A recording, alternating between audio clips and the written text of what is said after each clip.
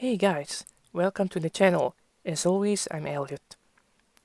I post solved and unsolved cases. If this might interest you, you've come into the right place. Welcome. We are dealing with another very recent case today, which has a young woman as the protagonist. Something I'd rather say from the very start is that this story to me is a reminder of how important it is to take care of loved ones, like children. Protection is key, especially nowadays. Unfortunately, though, that didn't happen at all. This story deserves to be heard. Stick with me in this deep dive.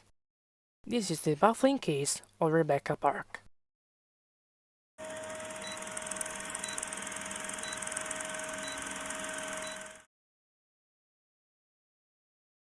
Before we start, we want to extend our condolences for Rebecca to both family members and friends that maybe will watch this episode. Rebecca was 22 years old at the time of her vanishing, as of November the 3rd, 2025. Fall was in full swing then. She was 39 weeks pregnant, so probably a week shy of giving birth. A moment that she was really looking forward to. Becoming a mother would have meant taking a lot of responsibilities on her shoulders. It seems like she was really committed to setting up all that was needed for her baby arrival. A new beginning that unfortunately never came to light. Yes, because weeks later, searchers found her body in a secluded Michigan forest, in Manistee National Forest, shifting the case from missing person to homicide. We are going to discuss the case in depth, but for now, a huge question mark goes for where's the baby? Up to now, her child hasn't been located yet, and of course, this represents a major concern. The motive behind this murder remains unclear. It's hard to figure out why such a brutal and gruesome killing occurred. We should be mindful that many discrepancies and inconsistencies have been put out there. Someone online has speculated that this may be the result of the use of substances. To be more specific, the culprits could have been under the influence of substances, which makes you act in an illogical way. And honestly, I don't know. Maybe it could be the case. Don't forget, this is still an active case. As always, let me introduce you to this bird girl. What is known about Rebecca Park? Starting from her childhood, she had a tough and troublesome one. Being put into foster care, she ended up being adopted by Stephanie Park when still an infant, along with her younger sister Kimberly and an older brother. We do know that her biological father was a registered sex offender named Faye or Fabian Strong. Rebecca was described as a sweet, soft-spoken, and beautiful person, said her best friend, Paige Nolf. As we said previously, she was pregnant at the time of her disappearance, and already a mom with two toddlers. Not only was she a mom, but a committed mom who deeply loved and cared for her babies.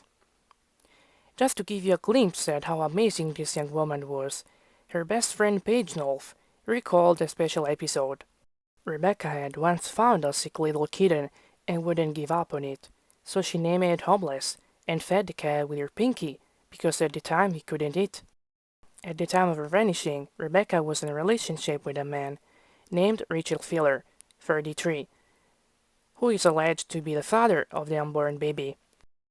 On November the 3rd, 2025, which was a Monday, she was with her biological mother, Courtney Bartholomew, in Boone Township.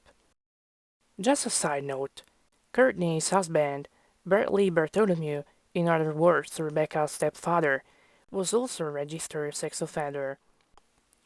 What Rebecca told her biological mom, Courtney, was that she was waiting for someone to pick her up. Who was this mysterious person she was waiting for that night? Maybe a friend? A relative? Someone she knew? We don't know.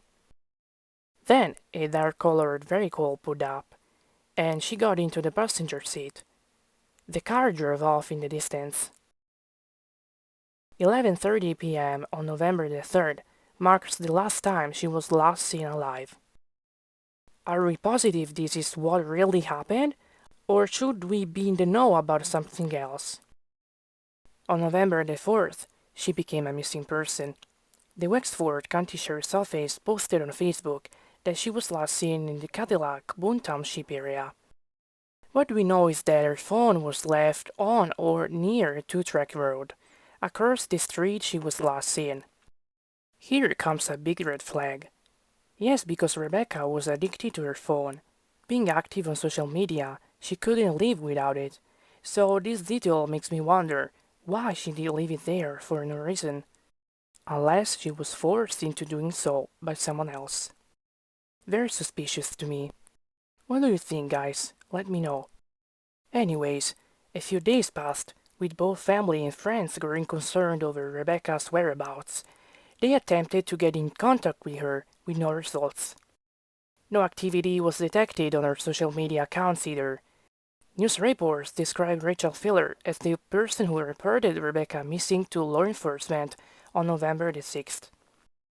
On November the 2nd, just the day prior, Rebecca was roughly 39 weeks pregnant, went to the hospital with Courtney, her biological mom, and Rebecca's sister, because she was dealing with some uterine contractions.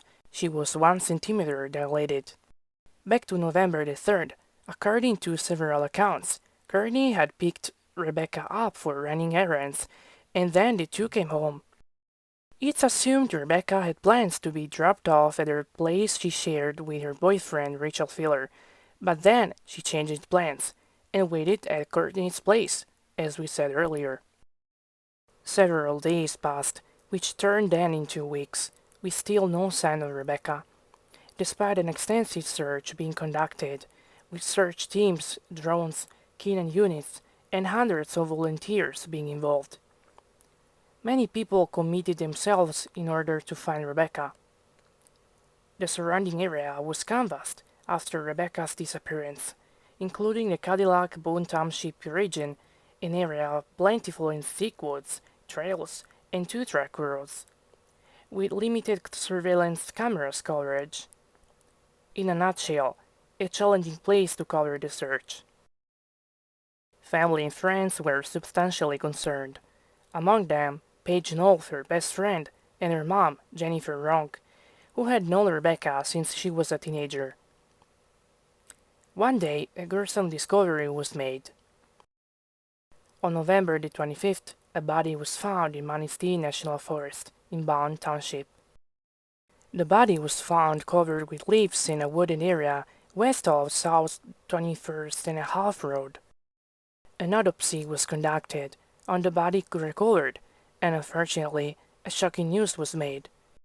It was Rebecca Park, after she had been missing for 21 days. Sticking to a November the 25th statement, Rebecca's father had allegedly found the body while looking for her on a two-track. The baby was missing when she was found, meaning she wasn't pregnant anymore, sticking to a November the 29th news release by Wexford County Sheriff's Office. Back then, a $12,000 reward was offered for any useful information. A group of volunteers came to the area in order to look for Rebecca. However, the sheriff's office made it clear this wasn't requested by law enforcement, but they were free to be in the area and join the search. The big question emerges. Who would kill such an amazing young woman who was a week shy of giving birth? It's just cruel. After the discovery of Rebecca's body, her adoptive mom, Stephanie Park, spoke up publicly. Here's an extract of her statements. Quote, "We didn't want to push anybody that would be involved in this way, so that she would be able to be found. I never suspected her of running away with her baby. So we have been preparing ourselves for this outcome." Unquote. The last time she heard from Rebecca was on Halloween, when the two talked about trick-or-treating. In the immediate days following the discovery of the body, both Rebecca's boyfriend, Rachel Filler, and Rebecca's sister, Kimberly Park, were put into custody and charged with charges not directly related to her death. Kimberly's bond was firstly set at $750,000. She was charged with tampering with evidence in a criminal case, lying to a police officer in violation of a crime investigation, and false report of a felony. According to the felony complaint filed in Cadillac's district court, Kimberly Park was said to lie to authorities. She had told them that two family members had hit Rebecca Park in the head, causing a seizure, and then took her body away. As far as Rachel Filler, 33, he was charged with 3 counts for controlled substance, delivery and manufacturing of substance, and more. His bond was set at $1 million, which is a whopping amount of money. However, both Kimberly Park and Rachel Filler were released from jail a few days later. In fact, their bond was highly reduced. Both Richard and Kimberly had to agree on a condition, as many of you might imagine. They were prohibited from talking to one another or to Courtney and Bradley Bartholomew. As we mentioned, Rebecca had got adopted when still an infant, so she had been estranged from her biological family, if we can say so, but recently she got the chance to reunite with them. So what happened to Rebecca Park? Sticking to information by the Michigan Attorney General's office, it is assumed Courtney and Bradley had lured Rebecca to their place on November the 3rd, tortured her in order to remove the baby from the womb, leaving her lifeless. It's just horrible beyond measure. I think I'm at a loss of words to express such a gruesome outcome. Courtney Bartholomew and her husband, Bradley Bartholomew, were arrested on November the 30th, 2025, in connection with the death of Rebecca Park, after Rachel Filler and Kimberly Park's arrest. As said backwards, they were then released. At the beginning of December, on the 2nd, Courtney Bartholomew, 30, and Bradley Bartholomew, 37, were charged with the following charges: first-degree murder, felony murder, torture, conspiracy to commit torture, assault of a pregnant individual, conspiracy to commit assault, unlawful imprisonment, and removing a body without medical examiner permission. Courtney and Bradley are considered the lead suspects in the case. When interviewed multiple times by police, Bradley provided several statements. For example, he recounted he had been present on November the 3rd, but denied involvement in Rebecca's disappearance. The Wexford County Prosecuting Attorney's Office is handling the prosecution of the case with the assistance of Department of Attorney General. Even the FBI, Michigan State Police, Missouri County Sheriff's Office, and Cadillac Police Department joined the case. It is worth mentioning that the Attorney General, Wexford County Prosecutor, and Wexford County Sheriffs remind the public not to interfere with the ongoing investigation. Remember, the suspects are still considered innocent until proven guilty in a court of law. In light of this tragic and sad outcome, there's one person that always stood out for her resilience in finding Rebecca. Rebecca's adoptive mom, Stephanie Park. We already mentioned her throughout this episode. She adopted Rebecca's sons way too young to completely grasp the whole situation, but old enough to acknowledge something is off. Everyone is sad. As a measure of protection, names, ages, and photos of the children will not be released for the time being. Stephanie Park revealed that Rebecca's relationship with Courtney wasn't super strong as a child. Needless to say, Rebecca's family has been put into a painful and dire situation due to the killing, so they are all trying to be strong in hopes justice will be served. Rebecca's story will be forever remembered. Stephanie Park said that despite Rebecca being a sweet and loving, caring person like she was, there were some issues, troubles present in her life, like mental illnesses. Being in communication with the Wexford County Sheriff's Office, Stephanie praised the investigators' job, saying, quote, "They have way more information than what is out there, which is because they need to make a very solid case. They didn't stop working on this. This has never been pushed to the side." What about Rebecca's stepdad and her fiancé? Do you remember when I told you that both Bradley Bartholomew and Rachel Filler were already registered as sex offenders? Well, starting from Bartholomew, his criminal records date back in the early 2000s, like criminal sexual conduct toward a teenager ranging from 13 to 15, and then possession of sexual material involving minors, and more. As far as Rachel Filler, back in 2005, he was charged with sexual conduct toward an incapacitated victim. A few years later, in 2015, he was accused once again, this time for luring children for immoral purposes and second-degree criminal sexual assault. Personally, the question I posed to myself was how long Richard and Rebecca had been together. Was she aware of the situation? Rebecca's children might have been endangered in this regard. In the meantime, family members are trying to raise funds to support Rebecca's two children, who are being cared for by Stephanie Park. The organizer of this GoFundMe is Becky Phillips. To be more on the spot, this fundraiser also aims at supporting Kimberly Park's young daughter. Despite the fact Rebecca's death made huge headlines, bringing the attention of many members of the community up, we should be more concerned about their children and their whereabouts. There's a way to actually support them, enabling them to meet their needs throughout their lives. Needless to say, all funds will go directly to Stephanie for the care of the children, so any amount is appreciated. Here's an extract of the caption of the GoFundMe. My sister-in-law, Stephanie Park, and brother-in-law, Rodney Park, received both Rebecca at age 1 and Kimberly at age 1 month through foster care.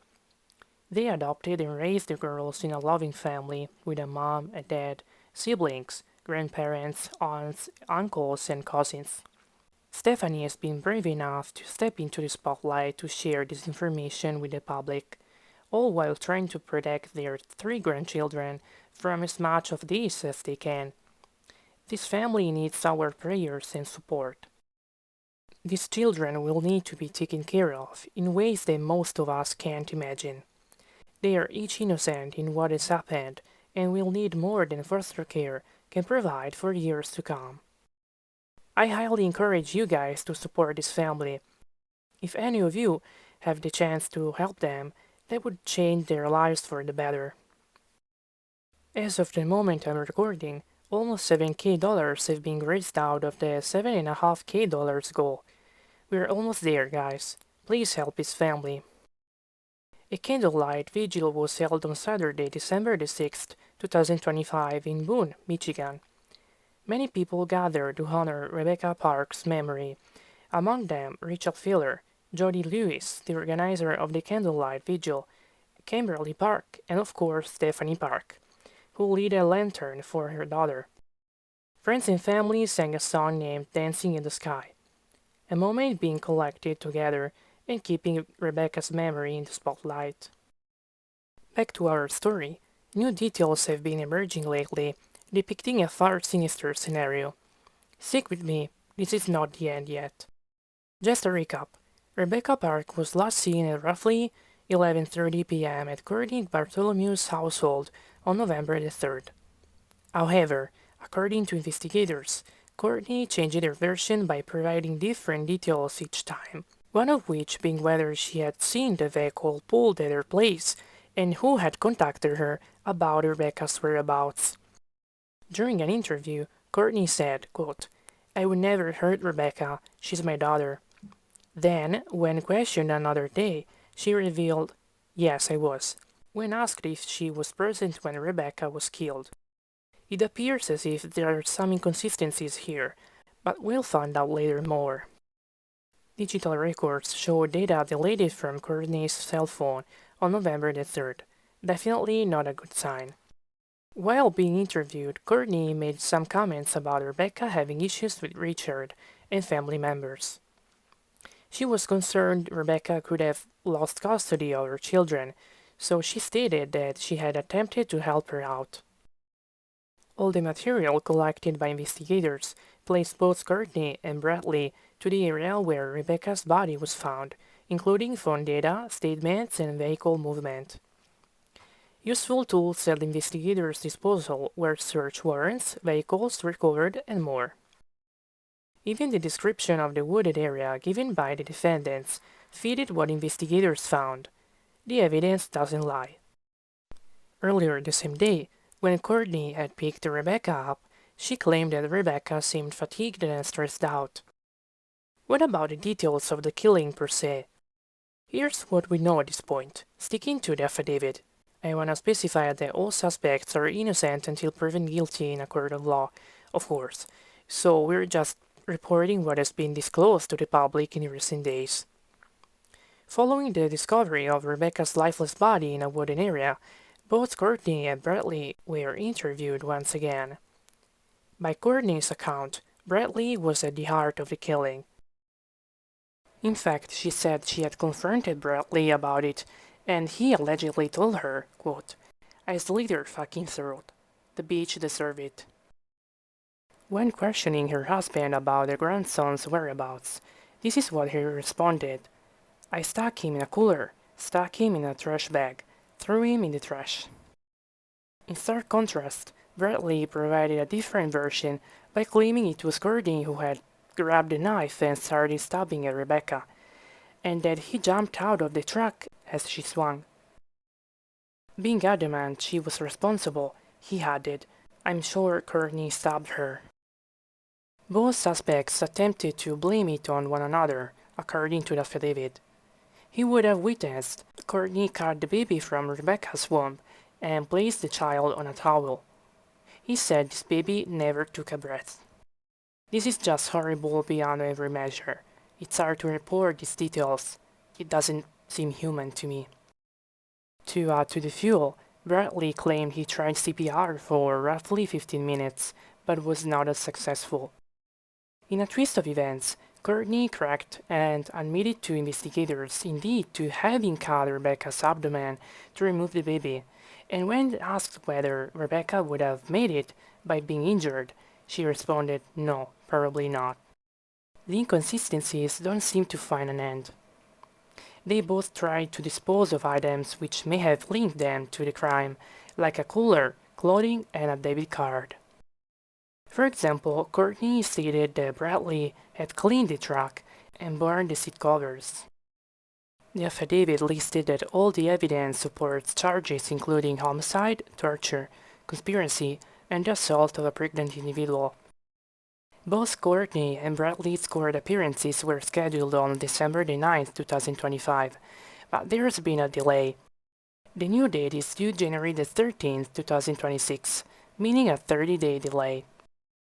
Even Kimberly Park's court appearance has been rescheduled for December 16, 2025, at 10:30 a.m. One thing is for sure, the person or the people indeed responsible for this heinous crime will be held accountable because two young lives have been cut out of the picture, leaving an entire community grieving and mourning in shock. Well, this is the end of this episode, guys. My prayers go to Rebecca's loved ones like Stephanie Park, her two young children, and friends. Justice needs to be found here. This was just a horrible case to cover. I would like to hear your opinions. Let me know. See you in the next episode. Until then, stay safe and stay aware.